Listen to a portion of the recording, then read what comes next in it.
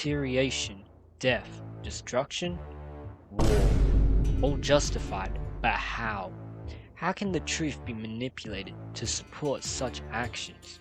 As quoted by Javier Suto, if you tell a lie big enough and keep repeating it, people will eventually come to believe it. That is how Putin's plans for Ukraine has been manipulated to keep the support from his people. Already, 1,000 innocent Ukrainian civilians have lost their lives to Putin's military operation within Ukraine's borders. How many more casualties and deaths will it take until Putin's true intentions are revealed? Well, what are his true intentions? Not enough people outside of Russia and Ukraine understand the true factors that led up to the war. It shocked many, but the build-up to this war was inevitable, and many Ukrainians and Russians already knew this for years. It all has to do with Russia's history with Ukraine. During the Cold War, there were two competing rival military alliances within Europe, NATO and the Warsaw Pact. The main superpower of the Warsaw Pact, the USSR, used neighboring Allied countries as a buffer state from the West. You see, Europe has a geographical feature known as the Great Northern European Plain. This plain is shaped like a funnel, starting at northern Germany and slowly expanding until it reaches the Ural Mountains. An invasion targeted to the capital of the USSR, Moscow, would be incredibly hard to defend if the West had access to most of this Great Plain. Despite all this, the USSR eventually collapsed and divided into 15 independent sovereign nations, one of them being Ukraine. The initial states within the Warsaw Pact began to join NATO and became more Western. A new military alliance was formed in the east, the CSTO. Ukraine was yet to join a side and remained neutral. Their neutrality was needed as they still provided a buffer from the west if an attack on Moscow was to happen. If Ukraine joined NATO, then the West would have control of most of this Great Plain, and defending attack from NATO would be much more difficult. Russia needs Ukraine to stay neutral or at least join the CSTO.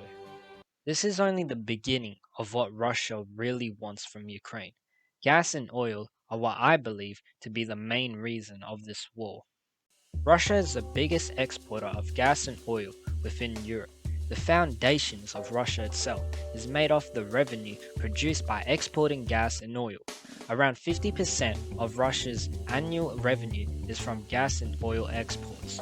In the early 2012s, however, a new discovery of a large natural oil and gas reserve within Ukraine was discovered.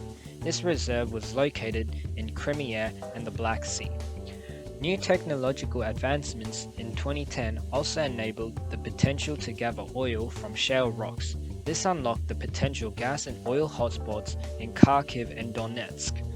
In 2012, it was very likely that Ukraine could become the second largest exporter of gas and oil, directly competing against the Russian economy, which could possibly damage their overall revenue. These new discoveries weren't threatening to Vladimir Putin, as a pro-Russian president, Viktor Yanukovych, was in power during the time of these discoveries. That changed, however, when the government was overthrown in a pro-EU Western revolution during 2014.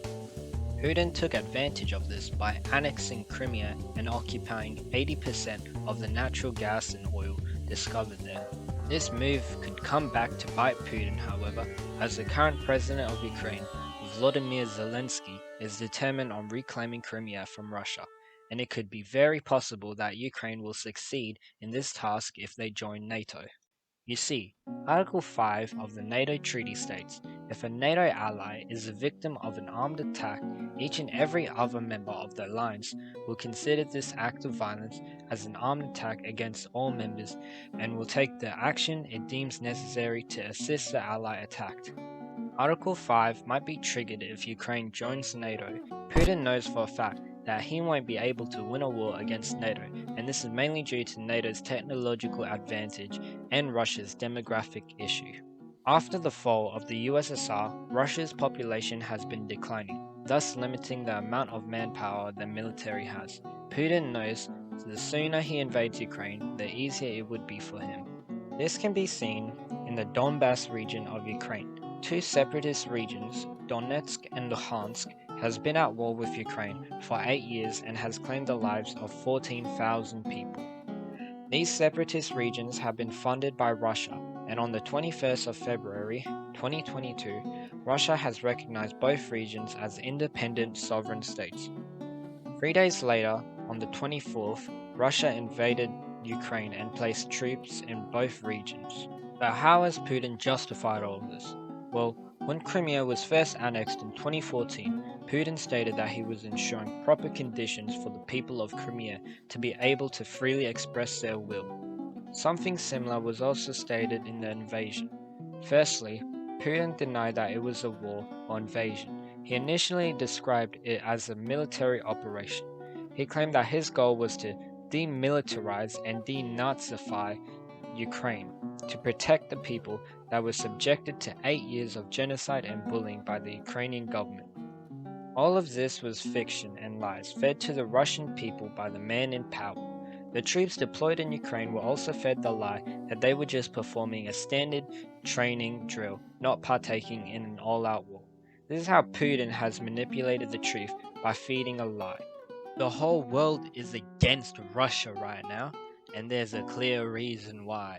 The invasion was unjustified and not handled diplomatically. The attack was barbaric, and many compare Vladimir Putin as the modern-day Hitler. Countries from across the world have placed sanctions on Russia, including Australia, to cripple the Russian economy, and it has worked. Roblox, a kid's video game, has in-game currency, the Robux, containing more value than the Russian ruble. No one likes Putin, and you shouldn't either. If you see someone spreading pro-Putin propaganda, use what you have learned. Educate them. Because even though this war is across the world, we can show our support and educate our peers so they are led down the path of truthfulness.